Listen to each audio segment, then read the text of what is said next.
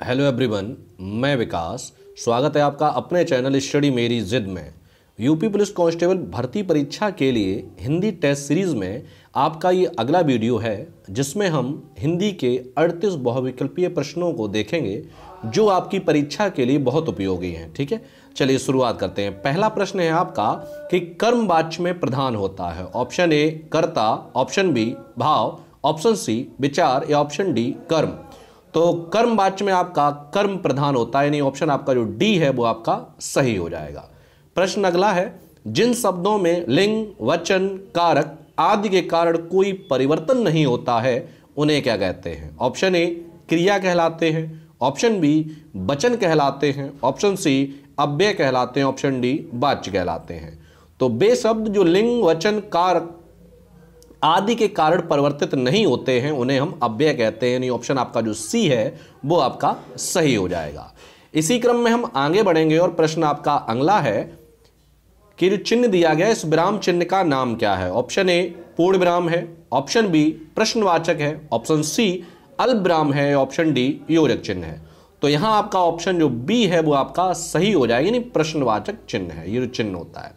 और पूर्ण विराम आपका ये होता है और आपका अल्प विराम जो होता है वो इस तरीके से होता है। योजक चिन्ह की बात करूं तो ये आपका योजक चिन्ह होता है। ठीक है, अगला प्रश्न है आपका कि मुहावरे अपना सामान्य अर्थ ना देकर खाली जगह अर्थ प्रकट करते हैं। ऑप्शन ए विशेष, ऑप्शन बी विपरीत, ऑप्शन सी पर्याय या ऑप्शन डी असामान्य। तो जो मुहावरे हैं आप अपना सामान्य अर्थ ना देकर के कैसा करते हैं? विशेष अर्थ देते हैं। ऑप्शन आपका जो ए है वो आपका सही हो जाएगा। प्रश्न अगला है, एक पंथ दो काज लोकोक्ति का अर्थ क्या होगा? ऑप्शन ए एक काज होना, ऑप्शन बी लाभ ही लाभ होना, ऑप्शन सी एक काम से चार लाभ होना या ऑप्शन डी एक ही काम से दो लाभ होना। तो एक पंथ दो काज का मतलब होता है एक ही काम से दो लाभ होना, यानी ऑप्शन आपको जो डी है वो आपका सही हो जाएगा। प्रश्न अगला है कि हास्य रस का स्थायी भाव क्या होता है? ऑप्शन ए हास, ऑप्शन बी रति, ऑप्शन सी रौद्र या ऑप्शन डी विभस।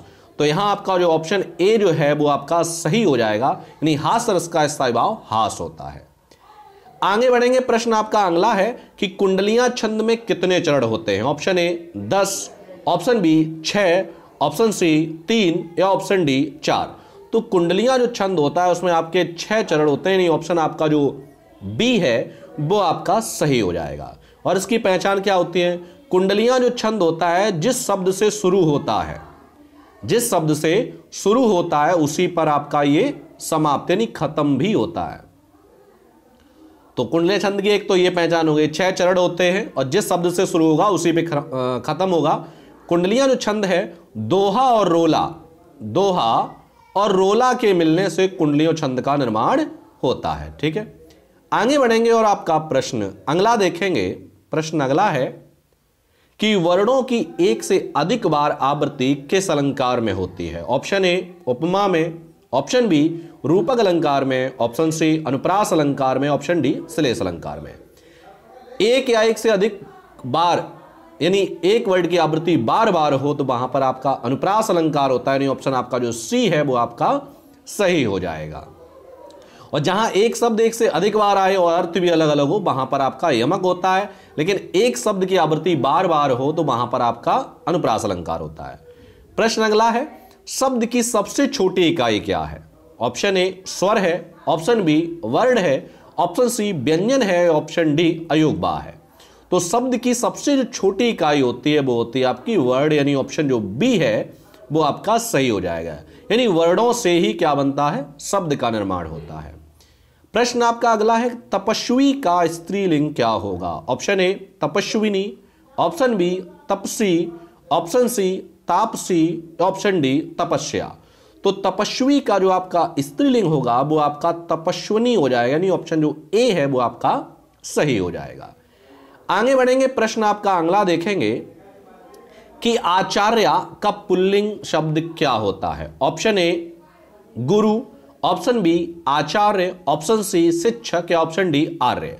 तो आचार्य जो आपका शब्द है वो स्त्रीलिंग है और इसका जो पुल्लिंग बनेगा वो बनेगा आचार्य, यानी ऑप्शन आपका जो बी है वो आपका सही हो जाएगा। प्रश्न अगला है, पुस्तक रखी है वाक्य में वचन है। ऑप्शन ए एक वचन है, ऑप्शन बी बहुवचन है, ऑप्शन सी द्विवचन है, ऑप्शन डी त्रिवचन है। तो पुस्तक रखी है यानी एक वचन है, और यहीं आ जाता पुस्तकें रखी हैं यानी बहुत सी हैं, तो वहां पर आपका बहुवचन हो जाता है, यानी ऑप्शन आपका जो ए है वो आपका सही हो जाएगा। प्रश्न अगला है, शिक्षक ने पाठ पढ़ाया किस कारक का प्रयोग हुआ है। ऑप्शन ए करण कारक का, ऑप्शन बी कर्ता कारक का, ऑप्शन सी कर्म कारक का, ऑप्शन डी अपादान कारक का। तो शिक्षक ने पाठ पढ़ाया, क्रिया के करने वाले का बोध उसे कर्ता कारक कहते हैं, तो यहां पे आपका जो ऑप्शन बी है वो आपका सही हो जाएगा, यानी शिक्षक ने, और ने कर्ता का ने व्यक्ति चिन्ह भी होता है। आगे बढ़ेंगे, प्रश्न आपका अगला देखेंगे, और प्रश्न आपका अगला है कि पुरुषवाचक सर्वनाम के कितने भेद हैं। ऑप्शन ए 3 है, ऑप्शन बी 2 है, ऑप्शन सी 4 है, ऑप्शन डी 7 है। तो पुरुषवाचक जो सर्वनाम होते हैं उसके 3 भेद होते हैं, यानी ऑप्शन आपका जो ए है वो आपका सही हो जाएगा। कौन कौन से होते हैं? आपका उत्तम पुरुष है, मध्यम पुरुष है, ठीक है, और आपका नंबर तीसरा होता है अन्य पुरुष। उत्तम पुरुष, मध्य पुरुष और अन्य पुरुष, ये आपके 3 होते हैं पुरुषवाचक सर्वनाम के भेद। उत्तम पुरुष में आपका क्या होता है, मैं और हम आ जाता है। मध्यम पुरुष में आपके तुम आ जाएगा, और अन्य पुरुष में यह है वह है ये वे आ जाते हैं, ठीक है। प्रश्न अगला है आपका कि विशेषण के मुख्यतः कितने भेद होते हैं। ऑप्शन ए 3 होते हैं, ऑप्शन बी 4 होते हैं, ऑप्शन सी 6 होते हैं, ऑप्शन डी 2 होते हैं। तो विशेषण के मुख्य रूप से 4 भेद होते हैं, ठीक है। ऑप्शन बी जो है वो आपका सही हो जाएगा। प्रश्न अगला है कि निम्नलिखित में से कौन सा विशेषण नहीं है। ऑप्शन ए पथरीला नहीं है, ऑप्शन बी नमकीन नहीं है, ऑप्शन सी बर्फीला नहीं है, ऑप्शन डी नमक नहीं है।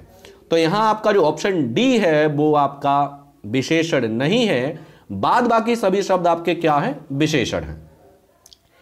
आगे बढ़ेंगे, प्रश्न आपका अगला देखेंगे कि किसी कार्य का करने या होने का बोध कराने वाले शब्द क्या कहलाते हैं। ऑप्शन ए काल कहलाते हैं, ऑप्शन बी संज्ञा कहलाते हैं, ऑप्शन सी क्रिया कहलाते हैं, ऑप्शन डी विशेषण कहलाते हैं। तो किसी कार्य का करना या होना जहां पाया जाए वहां उसे क्या कहते हैं, क्रिया कहते हैं। तो यहां आपका ऑप्शन जो सी है वो आपका सही हो जाएगा। प्रश्न अगला है कि निम्नलिखित में से क्या काल कहलाता है। ऑप्शन ए क्रिया के घटित होने का समय काल कहलाता है, ऑप्शन बी क्रिया का सामान्य रूप, ऑप्शन सी क्रिया का मूल रूप, या ऑप्शन डी क्रिया का पूर्ण रूप। तो यहां आपका जो ऑप्शन ए है यानी क्रिया के घटित होने का जो समय है, समय को ही हम क्या कहते हैं, काल कहते हैं, ये आपका कहलाता है। आगे बढ़ेंगे, प्रश्न आपका अगला देखेंगे, और प्रश्न आपका अगला है कि संस्कृत भाषा से हिंदी में बिना परिवर्तन प्रयुक्त होने वाले शब्द क्या कहलाते हैं। ऑप्शन ए तद्भव कहलाते हैं, ऑप्शन बी तत्सम कहलाते हैं, ऑप्शन सी देशज कहलाते हैं, ऑप्शन डी विदेशज कहलाते हैं। तो संस्कृत भाषा में हिंदी में बिना परिवर्तन के यानी जैसे हैं संस्कृत के वे शब्द जो ज्यों के त्यों प्रयोग में लाए जाते हैं उन्हें हम तत्सम शब्द कहते हैं। ऑप्शन आपका बी जो है वो आपका सही हो जाएगा। प्रश्न अगला है कि निम्नलिखित में से तद्भव शब्द कौन सा है। ऑप्शन ए ग्राम है, ऑप्शन बी अश्रु है, ऑप्शन सी सूर्य है, या ऑप्शन डी माथा है। तो यहां आपका जो ऑप्शन जो डी है वो आपका सही हो जाएगा, यानी माथा जो शब्द है वो आपका कैसा है, तद्भव है। बाद बाकी आपके सभी शब्द कैसे हैं, तत्सम शब्द हैं। प्रश्न अगला है कि समान अर्थ बताने वाले शब्द क्या कहलाते हैं। ऑप्शन ए ब्लोम शब्द कहते हैं, ऑप्शन बी अनेकार्थी कहते हैं, ऑप्शन सी पर्यायवाची शब्द कहते हैं, ऑप्शन डी सामान्य शब्द कहते हैं। तो उन्हें हम पर्यायवाची शब्द कहते हैं, वे शब्द जो समान अर्थ देते हैं उन्हें हम कहते हैं पर्यायवाची शब्द। प्रश्न अगला है कि अग्रज का सही विलोम क्या होगा। ऑप्शन ए अनुज होगा, ऑप्शन बी लघु होगा, ऑप्शन सी छोटा होगा, या ऑप्शन डी सूक्ष्म होगा। तो अग्रज का जो होता है वो आपका अनुज, यानी ऑप्शन ए जो है वो आपका सही हो जाएगा। प्रश्न अगला है कि धन का मतलब क्या होता है। ऑप्शन ए अंक होता है, ऑप्शन बी अर्थ होता है, ऑप्शन सी स्वार्थ होता है, ऑप्शन डी कोष होता है। तो धन का जो अर्थ होता है वो होता है अर्थ, यानी मतलब जो होता है अर्थ। ऑप्शन जो बी है वो आपका सही हो जाएगा। आगे बढ़ेंगे और प्रश्न आपका अगला देखेंगे, और प्रश्न आपका अगला है कि अपने जीवन पर स्वयं लिखी कथा वाक्यांशों के लिए एक शब्द क्या होगा। ऑप्शन ए रेखा चित्र कहेंगे उसे, ऑप्शन बी संस्मरण कहते हैं, ऑप्शन डी आत्मग्लानि कहेंगे, ऑप्शन डी आत्मकथा कहते हैं। तो उसे हम आत्मकथा कहते हैं जो अपने जीवन पर स्वयं लिखी जाती है। ऑप्शन डी जो है आपका सही हो जाएगा। प्रश्न अगला है अन्न और अन्य शब्द युग्म के सही अर्थभेद चयन करिए। ऑप्शन ए अनाज दूसरा, ऑप्शन बी अनाज फल, ऑप्शन सी पेड़ पौधे, ऑप्शन डी दूसरा पराया। तो अन्न का मतलब होता है अनाज और अन्य का मतलब होता है दूसरा, यानी ऑप्शन जो आपका ए है वो आपका सही हो जाएगा। प्रश्न अगला है कि निर्गुण शब्द में उपसर्ग है। ऑप्शन ए निर है, नी है, ऑप्शन बी नी है, ऑप्शन सी निर है, या ऑप्शन डी निर्गु है। तो यहां आपका ऑप्शन जो सी है यानी निर वो आपका सही हो जाएगा। प्रश्न अगला है खिलौना शब्द में मूल शब्द है। ऑप्शन ए खिल है, ऑप्शन बी खेल है, ऑप्शन सी औना है, या ऑप्शन डी ना है। तो खिलौना में आपका जो मूल शब्द है वो है खेल, और अगर मैं यहां पे बात करूं प्रत्यय की तो यहां पे औना जो आपका वो क्या हो जाएगा, प्रत्यय हो जाएगा। प्रश्न अगला है कि स्वर संधि में किसका मेल होता है। ऑप्शन ए स्वरों का, ऑप्शन बी व्यंजनों का, ऑप्शन सी शब्दों का, ऑप्शन डी मात्रा का। तो स्वर संधि में आपका स्वरों का मेल होता है। ऑप्शन जो ए है वो आपका सही हो जाता है, यानी स्वर के बाद अगर स्वर आए तो वहां आपकी स्वर संधि होती है। प्रश्न अगला है कि उन्होंने कहां जाना है वाक्य में किस प्रकार की अशुद्धि है। ऑप्शन ए सर्वनाम संबंधी है, ऑप्शन बी संज्ञा संबंधी है, ऑप्शन सी क्रिया संबंधी है, ऑप्शन डी विशेषण संबंधी है।